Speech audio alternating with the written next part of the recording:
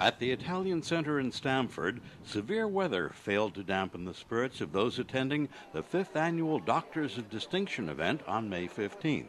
The awards, presented to 10 doctors and a future urologist, were co-sponsored by Westfair Communications, Stamford Health, Yale New Haven Health, St. Vincent's Medical Center, Business Management Consultancy Sandler Training, the Bristol Assisted Living Centers, Corporate Audiovisual Services, and Val's Putnam Wine and Liquors. Other supporters included WestMed Medical Group and Americare's Free Clinics. The event honored the ALS Association's Connecticut chapter. Paul Laheff is a member of its board of directors. I was diagnosed with ALS. For me, the ALS Association since then has been a great resource. Over time, we've turned to them for information. They've sent representatives to our house to review how we could make some changes to accommodate my situation. We've gotten equipment from their loan closet, and we've gotten referrals to contractors, vendors, and attorneys. Other patients have taken advantage of the association's transportation program and Care Assist grant. That gives you an overview of one side of the organization and our mission. That is patient care. The other side of the mission is research to develop treatments and ultimately a cure for ALS. The keynote speaker, Paul Sethi, an orthopedic surgeon in Greenwich, was stranded in his car after trees fell across a road, and he spoke to the gathering by cell phone. We at ONS have looked at opiate-sparing surgery for the past year and a half, and we've reevaluated this simple concept of multimodal, multiple ways, different non-narcotic medications, and then longer-lasting injectable medications. And what we've seen is that, first of all, just by having the open discussion, we can really change patient behavior.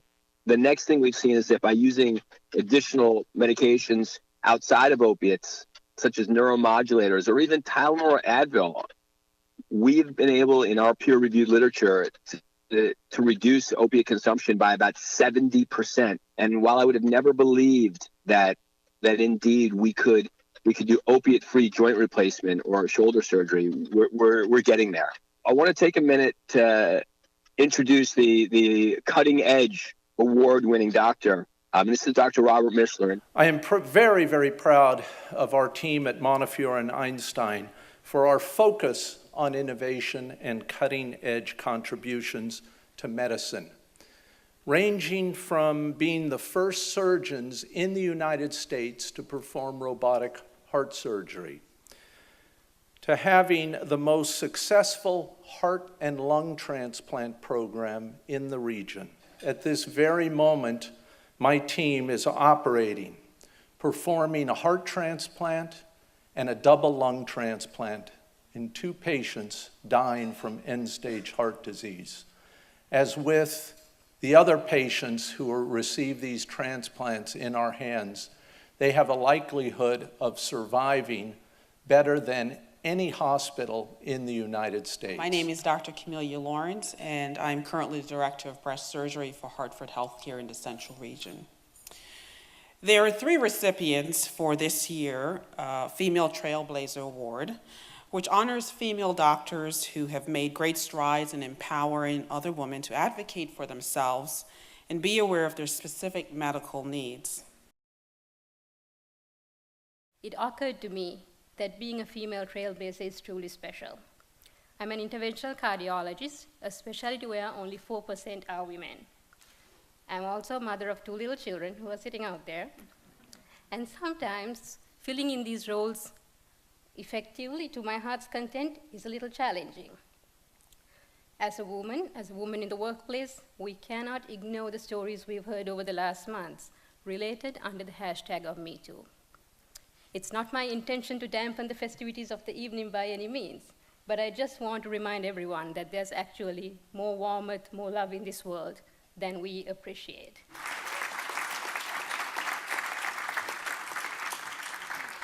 I love the Center for Integrative Medicine at Stamford Hospital. It's one of the best places to work, and I always joke with my patients that when I'm there, I actually feel more at peace than I do in my own home because it's such a relaxing, beautiful environment with really wonderful colleagues who share the vision of bringing integrative medicine to everyone who comes through our doors. I also work with some amazing people who are here with me tonight, other doctors and practitioners in the area who've supported me and been my friends, and also allowed me to really take good care of patients. The people I work with every day make me better. And it's a wonderful turnout tonight. And it's especially wonderful because Danbury got hit with the tornado tonight. So many of these people have spent this whole night on the phone trying to help other people. So I am sorry for being emotional, but I'm very blessed to work with them. They make me better every day. Good evening. Hi, my name is Dean Brown. I'm the Director of Business Development for the Bristol Assisted Living. The Caring for All Award recognizes a doctor who does not turn away a single patient, but rather devotes time and effort to providing the best care possible to all patients.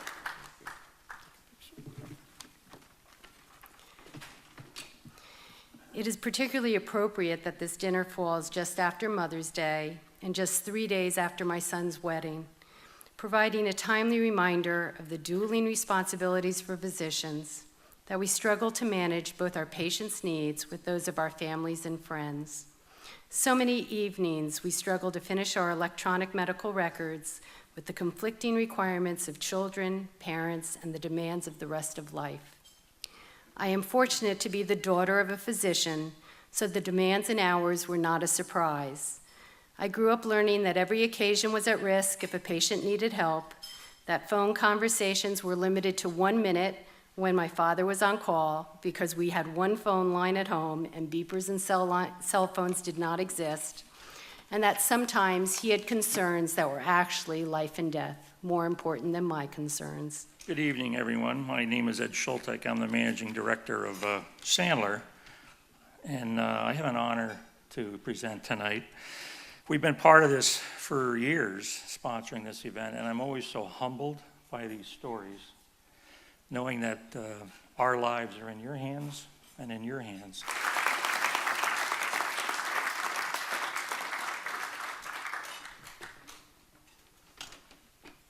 In January 2010, I decided it was time to retire. And I said to myself, what am I going to do now? You know, I've been busy my whole life. I practiced ophthalmology for 50 years. And so I was a little bit at a loss, and a friend came to me and he said, why don't you check out AmeriCare's free clinics? I said, oh, okay. I didn't really know anything about it, so he told me a little bit. I've been doing that for the past 8.5 years. And they tell me, I don't keep track of it, they tell me I put in 1,000 hours, so I guess that's okay. Just want to say that I feel very grateful to be able to do the work that I do at AmeriCares, and I want to thank my father-in-law for introducing me to the organization and for serving as an inspiration to me for the past 30 years. It's been a privilege to work in the AmeriCares free clinics in Stamford for the past 3 years with so many wonderful, caring people, and be able to give back to the less fortunate. Not only do I enjoy volunteering my time there, but I'm fortunate enough to be able to do it with my dad, who, along with my mom, have been incredible role models throughout my life and have taught me the importance of volunteering and charity. My name is Karen Gottlieb, and I'm the Executive Director of the AmeriCares Free Clinics. I have the honor this evening of filling in for Dr. Julia Verghese, last year's recipient of the next award, No Land Too Far. This award goes to a doctor who not only is an outstanding doctor, but a great humanitarian.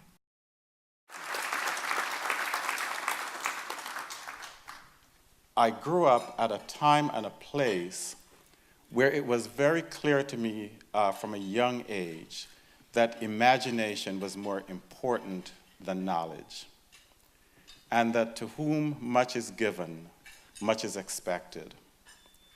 I had no idea what that meant over the years as I grew up, finished high school in Jamaica, and moved to New York to go to school, hoping to become a teacher because those were the role models.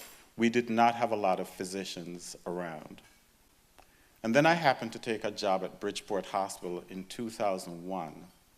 and met Denise Walsh, Dr. Denise Walsh, who was sitting there, and Dr. Steve Roseman, who along with 3 other individuals founded PRN International. Last year, I had the privilege of receiving the Lifetime Achievement Award, and now it gives me great pleasure to introduce the next recipient. Over the course of a 4-decade career, Frank Schifo has shown what it means to be a real doc. The whole thing, the entire deal. Truth be told, no one person ever achieves nor accomplishes any great goal alone. It's always a team. And I think if it's one thing I can say I'm very grateful for, is that every initiative I've approached, every endeavor has always been with colleagues who had a very robust appetite to make things happen and to bring them to fruition. And many of them, not just ones from St. Vincent's, are in this room tonight. I've interacted with many physicians in the community when I was in organized medicine, president of the county chapter, so I have great admiration for all of you. I also want to share with you that my involvement and recognition in mentoring, leadership, and a lot of the community events have really given me more than I could ever have given those particular initiatives. They provided me with nourishment for the soul and really taught me a very profound lesson in what it means to have gratitude in your heart.